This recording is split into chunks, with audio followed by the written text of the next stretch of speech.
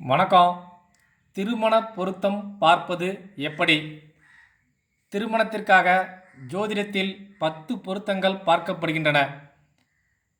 முதல் பொருத்தமான தினப்பொருத்தம், 2வது கணப்பொருத்தம், 3வது மகேந்திர பொருத்தம், 4வது ஸ்திரீ தீர்க்க பொருத்தம் ஏற்கனவே நம்ம சேனலில் பதிவிட்டு விட்டோம். தற்பொழுது யோனி பொருத்தம். இந்த 10 பொருத்தங்களில் இந்த யோனி பொருத்தம் மிக முக்கியமானதாக கருதப்படுகிறது. ஆண் பெண் உடலுறவு பொருத்தத்தை அறிந்து கொள்ள இந்த யோனி பொருத்தம் உதவுகிறது என்றாலும் கூட, அடிப்படையில் இந்த யோனி பொருத்தமானது தம்பதிகளின் அந்யோன்ய நட்பு மற்றும் ஒருவர் மேல் ஒருவர் அன்புடனும் பாசத்துடனும் குடும்பம் நடத்த துணை புரிகிறது. இந்த யோனி பொருத்தம்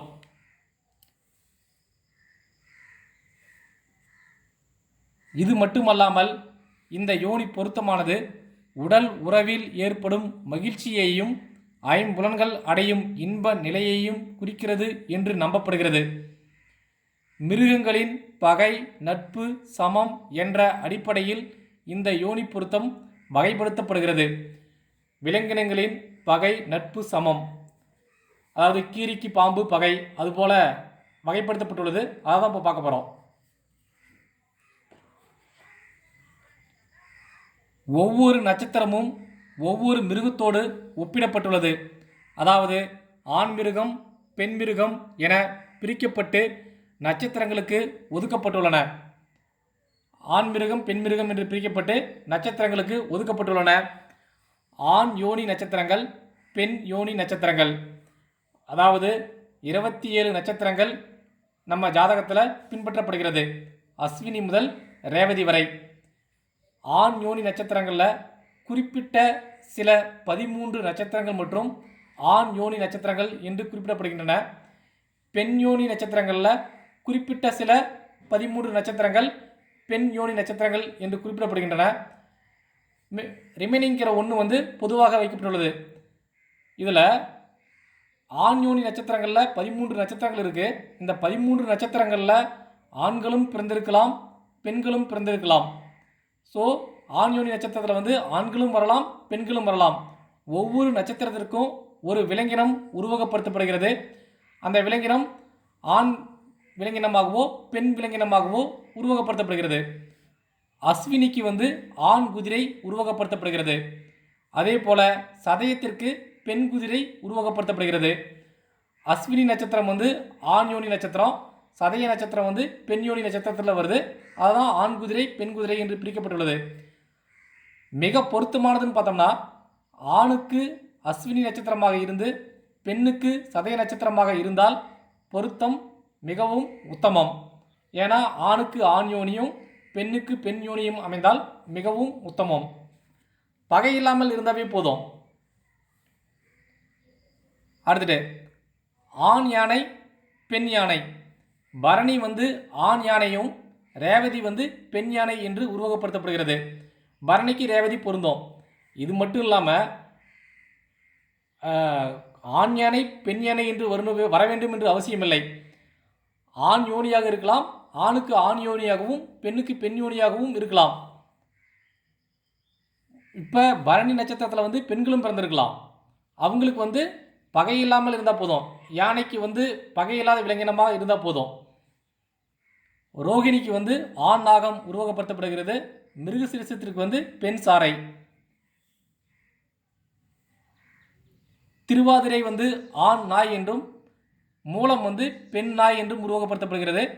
பூசம் ஆண் ஆடு, கிருத்திகை பெண் ஆடு.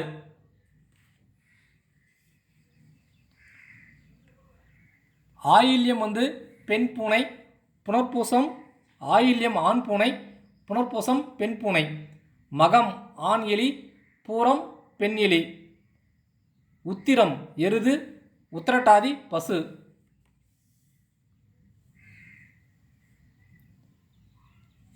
சித்திரை ஆண் புலி, விசாகம் பெண் புலி. சுவாதி ஆண் எருமை, ஹஸ்தம் பெண் எருமை. கேட்டை ஆண் மான், அனுசம் பெண் மான்.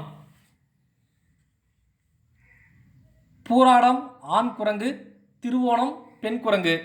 பூரட்டாதி ஆண் சிங்கம், அவிட்டம் பெண் சிங்கம்.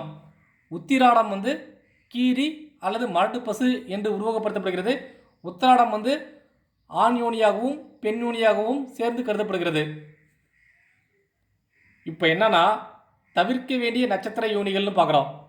தவிர்க்க வேண்டிய நட்சத்திர யோனிகள்னால் இந்த நட்சத்திர யோனிகளில் தவிர மற்ற எல்லாமே பொருந்தும். இந்த தவிர்க்க வேண்டிய நட்சத்திர யோனிகள் தான் பகை யோனிகள்னு சொல்கிறோம். அதாவது கீரியும் பாம்பும் பகை, கீரியும் பாம்பும் பகை, எலியும் பூனையும் பகை, குரங்கும் ஆடும் பகை, யானையும் சிங்கமும் பகை, பசுவும் புலியும் பகை, குதிரையும் எருமையும் பகை, பாம்பும் எலியும் பகை, மானும் நாயும் பகை. இதை தவிர மற்ற எல்லா நட்சத்திரங்களுமே பொருந்தும். அதாவது கீரிக்கு வந்து பாம்பாக இருக்கக்கூடாது, கீரிக்கு வந்து ஆடாக இருக்கலாம் அல்லது சிங்கமாக இருக்கலாம்.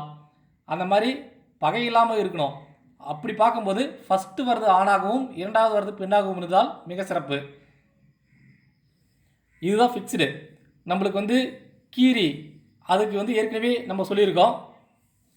இங்கே பாருங்கள், உத்திராடம் கீரினா வந்து என்னது? உத்திராடம். உத்திராடத்துக்கு வந்து கீரி என்ற விலங்கு உருவகப்படுத்தப்படுகிறது. இங்கே கீரிக்கு நேராக இங்கே உத்திராடம்னு போடுகிறோம். இந்த உத்திராடத்திற்கு பொருந்தாத நட்சத்திரங்கள்னு பார்த்தோம்னா ரோகிணியும் மிருகசிரிசமும் பொருந்தாது. உத்திராடம் நட்சத்திரத்தில் பிறந்த ஆணாக இருந்தாலும் சரி பெண்ணாக இருந்தாலும் சரி அவர்களுக்கு வந்து ரோகிணி மிருகசிரிசம் பொருந்தாது. உதாரணத்துக்கு உத்திராடம் ஆண் என்றால் பெண் நட்சத்திரம் ரோகிணியாகவோ மிருகசிரிசமாகவோ இருக்கக்கூடாது. உத்திராடம் பெண் நட்சத்திரம் என்றால் ஆண் நட்சத்திரம் ரோகிணியாகவோ மிருகசிரிசமாகவோ இருக்கக்கூடாது. அதுபோல் எலிக்கு வந்து மகம் பூரம், மகம் ஆண் எலி, பூரம் பெண் எலி. பூனை வந்து ஆயில்யம் புனர்பூசம், ஆயில்யம் வந்து பெண் பூனை, ஆயில்யம் ஆண் பூனை, புனர்பூசம் வந்து பெண் பூனை. இந்த மகம் பூரம் நட்சத்திரத்தில் பிறந்தவர்களுக்கு வந்து எதிர்பாலினம் வந்து ஆயில்யமாகவோ புனர்பூசமாகவோ இருக்கக்கூடாது. அதே போல் குரங்கு வந்து குரங்கு ஆடு, குரங்கு ஆண் குரங்கு வந்து பூராடம், பெண் குரங்கு வந்து திருவோணம். ஆடு வந்து ஆண் ஆடு பூசம், பெண் ஆடு வந்து கார்த்திகை என்று உருவகப்படுத்தப்படுகிறது. இந்த பூராடம் நட்சத்திரத்தில் திருவோணம் நட்சத்திரத்தில் பிறந்த ஆணாக இருந்தாலும் பெண்ணாக இருந்தாலும் இந்த எதிர்பாலனத்தில் இருக்கிற நட்சத்திரம் வந்து பொருந்தாது. அதே போல் யானைக்கும் சிங்கத்துக்கும் பொருந்தாது. யானை வந்து ஆண் யானை பரணி, பெண் யானை ரேவதி. ஆண் சிங்கம் அவிட்டம், பெண் சிங்கம் புரட்டாதி. இதுக்கும் பொருந்தாது. அடுத்துட்டு பசு புலி, பசுவுக்கும் புலிக்கும் பொருந்தாது. பசு வந்து உத்திரம், ஆண் பசு உத்திரம், பெண் பசு உத்திரட்டாதி. ஆண் புலி சித்திரை, பெண் புலி விசாகம். இது பொருந்தாது. குதிரைக்கும் எருமைக்கும் பொருந்தாது. அசுவினிக்கும் சதயத்துக்கும் சுவாதிக்கும் அசுத்துக்கும் பொருந்தாது. ரோகிணி மிருகசிரிசம், மகம் புறம் பொருந்தாது.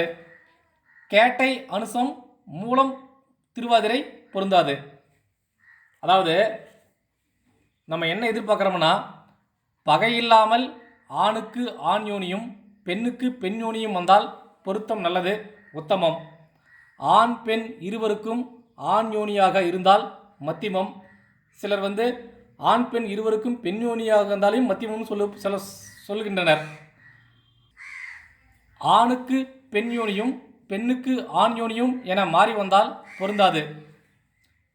பொருத்தம்னு பார்த்தோம்னா ஆண் பெண் யோனி பகை இல்லாமல் இருந்தாலே போதும். பொருந்தாதவின்னு பார்த்தோம்னா ஆண் பெண் யோனி ஒன்றுக்கு ஒன்று பகையாக இருந்தால் பொருந்தாது. காம உறவில் குறைவு ஏற்படக்கூடும். நட்பு யோனிகள்னு பார்த்தோம்னா மானுக்கு பசுவும் ஆட்டுக்கு குதிரையும் நட்பு. பகை யோனிகளை தவிர மற்றவை சமம்.